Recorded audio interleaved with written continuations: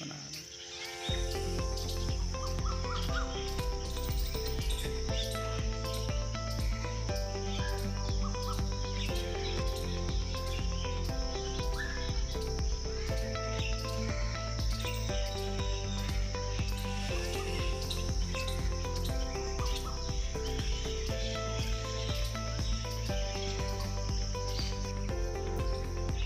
ਉਹੀ ਪਿੰਡਾਂ ਦੇ ਜਿਹੜੇ ਮਾਹੌਲ ਹੈਗੇ ਸੁਬਾਹ ਜਿਹੜੇ ਫੁੱਲ ਖਿਲੇ ਹੁੰਦੇ ਆ ਤੇ ਲੋਕ ਆਉਂਦੇ ਆ ਤਾਜ਼ਾ ਫਜ਼ਾ ਲੈਣ ਵਾਸਤੇ।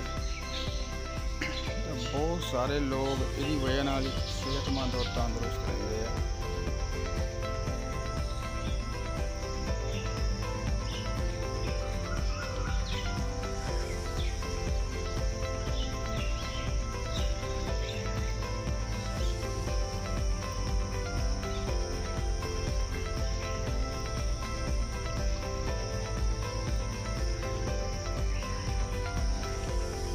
शहद दी मक्खियां तुरियां फिरदियां ते शहद लैन वास्ते ये फलों का पौधों का शहद या फुलों का शहद लेंदे है मक्खियां। अस्सलाम वालेकुम दोस्तों, उम्मीद करदा तुसीं सारे ठीक होवोगे। तो सुबह की सैर करन निकले तो हजे जिमीदार निकल रहे घर चों। तो जनाब अगर साडी वीडियो तुहानूं पसंद आवे लाइक करियो, सबसक्राइब करियो ते ਸਾਡੇ ਨਾਲ ਜੁੜੇ ਰਹੋ। ਅੱਜ ਦੀ ਵੀਡੀਓ ਅਸੀਂ ਸਵੇਰ ਦੀ ਸੈਰ ਦੇ ਪਿੰਡਾਂ ਦੇ ਵਿੱਚ ਕਿੱਦਾਂ ਲੋਕ ਸੈਰ ਕਰਦੇ ਆ ਉਹਨਾਂ ਤੇ ਬਣਾਉਣ ਜਾ ਰਹੇ ਹਾਂ।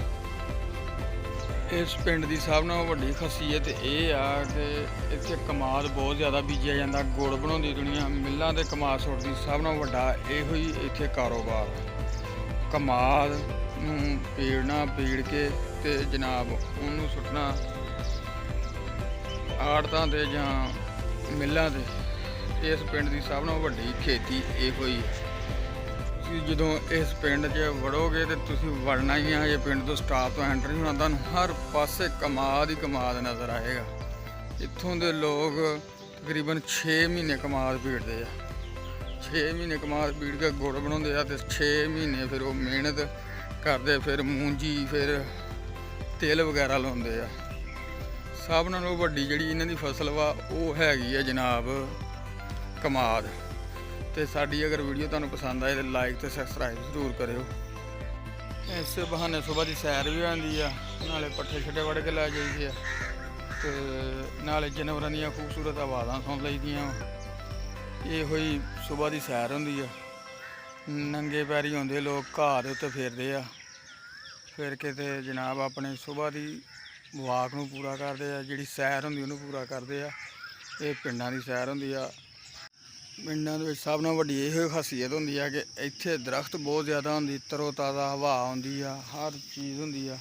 ਤੇ ਇੱਥੋਂ ਧੋਵਾਂਗੇ ਮੂੰਹ, ਆਪਾਂ ਮੂੰਹ ਧੋ ਕੇ ਤੇ ਜਨਾਬ ਸੁਬਾਹ ਨਮਾਜ਼ ਪੜ੍ਹੀ ਆ। ਨਮਾਜ਼ ਪੜ੍ਹ ਕੇ ਘਰੋਂ ਨਿਕਲ ਆਏ ਆ। ਤੇ ਇੱਥੇ ਇਹੋ ਹੀ ਆ ਕਿ ਦਰਖਤ ਬਹੁਤ ਜ਼ਿਆਦਾ, ਹਰ ਕਿਸਮ ਪਰਿੰਦੇ ਦੀ ਆਵਾਜ਼ ਹੁੰਦੀ ਆ। ਤੇ ਪਰਿੰਦਿਆਂ ਦੀਆਂ ਆਵਾਜ਼ਾਂ ਜਿਹੜੀਆਂ ਸੁਬਾਹ ਪਰਿੰਦੇ ਜਾਂਦੇ ਆ ਆਪਣੇ ਖਾਣ ਪੀਣ ਲਈ ਉੱਡਦੇ ਆ। ਬਹੁਤ ਪਿਆਰੀਆਂ ਆਵਾਜ਼ਾਂ ਆਉਂਦੀਆਂ ਇੱਥੋਂ। ਤੇ ਲੋਕ ਇਸ ਚੀਜ਼ ਨੂੰ ਜਿਹੜਾ ਹੈਗਾ ਵਾ ਇੰਜੋਏ ਕਰਦੇ, ਲੁਤਫ ਅੰਦੋਜ਼ ਹੁੰਦੇ ਇਹ ਚੀਜ਼ਾਂ ਤੋਂ। ਤੇ ਲਾਗੇ ਗਰਾਊਂਡ 'ਚ ਬਹੁਤ ਸਾਰੇ ਲੋਕ ਹੁੰਦੇ ਆ ਜਿਹੜੇ ਸੁਬਾਹ ਵਾਕ ਕਰਦੇ ਆ ਜਾਂ ਆਪਣੀ ਵਰਜਿਸ਼ ਕਰਦੇ ਆ। ਇਹ ਸਾਰਾ ਹੀ ਕੰਮ ਇੱਥੇ ਹੁੰਦੇ ਆ। ਪਿੰਡਾਂ 'ਚ ਵੀ ਹੁੰਦੇ ਆ, ਸ਼ਹਿਰਾਂ 'ਚ ਵੀ ਹੁੰਦੇ। ਸ਼ਹਿਰਾਂ ਦੇ ਲੋਕ ਐਡੀ ਜਲਦੀ ਉੱਠਣਾ ਉਹਨਾਂ ਲਈ ਮੁਸ਼ਕਿਲ ਹੁੰਦਾ, ਲੇਕਿਨ ਪਿੰਡਾਂ ਦੇ ਲੋਕ ਜਿਹੜੇ ਆ ਸੁਬਾਹ ਨਮਾਜ਼ ਪੜ੍ਹ ਕੇ ਸੈਰ ਵਾਸਤੇ ਨਿਕਲ ਜਾਂਦੇ ਆ। ਬਹੁਤ ਘੱਟ ਲੋਕ ਐਸੇ ਜਿਹੜੇ ਮਸਲਨ ਸੈਰ ਨਹੀਂ ਕਰਦੇ। ਹੁਣ ਪਿੰਡਾਂ ਦੇ ਵਿੱਚ ਵੀ ਇਹ ਅਵੇਅਰਨੈਸ ਆ ਗਈ ਆ ਤੇ ਲੋਕ ਜਾਂਦੇ ਸੈਰ ਨੂੰ, ਸੈਰ ਕਰਕੇ ਆਪਣੀ ਸਿਹਤ ਦਾ ਖਿਆਲ ਰੱਖਦੇ ਆ। ਤੇ ਸਾਡੀ ਵੀਡੀਓ ਤੁਹਾਨੂੰ ਅਗਰ ਪਸੰਦ ਆਏ ਤੇ ਲਾਈਕ ਤੇ ਸਬਸਕ੍ਰਾਈਬ ਜ਼ਰੂਰ ਕਰਿਓ। ਤੁਹਾਡੀ ਸਪੋਰਟ ਦੀ ਬਹੁਤ ਸਖਤ ਜ਼ਰੂਰਤ ਆ। ਤੁਸੀਂ ਸਪੋਰਟ ਕਰੋਗੇ ਤੇ ਸਾਡਾ ਜਿਹੜਾ ਚੈਨਲ ਉੱਪਰ ਜਾਏਗਾ। ਤੁਹਾਡੀ ਸਪੋਰਟ ਨਾਲ ਹੀ ਅਸੀਂ ਉੱਪਰ ਜਾਣਾ। ਆ ਨਵਾਂ ਤਿਆਰ ਕੀਤਾ ਗਿਆ ਵਾ ਵੀ ਜਦੋਂ ਬੰਦੇ ਥੱਕ ਜਾਣ ਇੱਥੇ ਆਣ ਕੇ ਬਹਿ ਜਾਂਦੇ ਆ, ਸੈਰ ਕਰਦੇ ਥੱਕ ਜਾਂਦੇ ਆ, ਵਾਕ ਕਰਦੇ ਥੱਕ ਜਾਂਦੇ ਜਾਂ ਵਰਜਿਸ਼ ਕਰਦੇ ਥੱਕ ਜਾਂਦੇ ਆ, ਉਹ ਫਿਰ ਸੁਬਾਹ ਇੱਥੇ ਆਣ ਕੇ ਵਿਆਹ ਕਰਨਗੇ। ਇਹ ਉਹਨਾਂ ਲਈ ਤਿਆਰ ਕੀਤਾ ਗਿਆ ਹੈਗਾ। ਆ ਜਿਹੜਾ ਮਾਹੌਲ ਆ ਨਾ, ਇਹ ਉਹਨਾਂ ਵਾਸਤੇ ਤਿਆਰ ਕੀਤਾ ਗਿਆ। ਨਾਲੇ ਵੈਸੇ ਵੀ ਇਹ ਬੋਹੜ ਦਾ ਦਰਖਤ ਆ, ਇਹਨੂੰ ਇੱਟਾਂ ਰੋੜਿਆਂ ਦੀ ਬੜੀ ਸਖਤ ਜ਼ਰੂਰਤ ਹੁੰਦੀ ਆ। ਸੁਬਾਹ ਕਲੀਆਂ ਖਿਲੀਆਂ, ਬੜੀ ਪਿਆਰੀ ਖੁਸ਼ਬੂ ਆ ਰਹੀ ਆ। ਕਲੀਆਂ ਦੇ ਬੂਟੇ ਬਹੁਤ ਜ਼ਿਆਦਾ ਹੈਗੇ ਇੱਥੇ ਤੇ ਇੱਥੇ ਇਹ ਐਸਾ ਸਿਸਟਮ ਆ ਵੀ ਇੱਥੇ ਵੜ ਜਾਓ ਨਾ ਤੇ ਦਿਲ ਨਹੀਂ ਕਰਦਾ ਨਿਕਲਣ ਨੂੰ। ਐਡੀ ਪਿਆਰੀ ਖੁਸ਼ਬੂ ਆਉਂਦੀ ਸੁਬਾਹ ਸੁਬਾਹ। ਬਹੁਤ ਤਗੜੇ ਤਗੜੇ ਬੂਟੇ ਆ ਕਲੀਆਂ ਦੇ।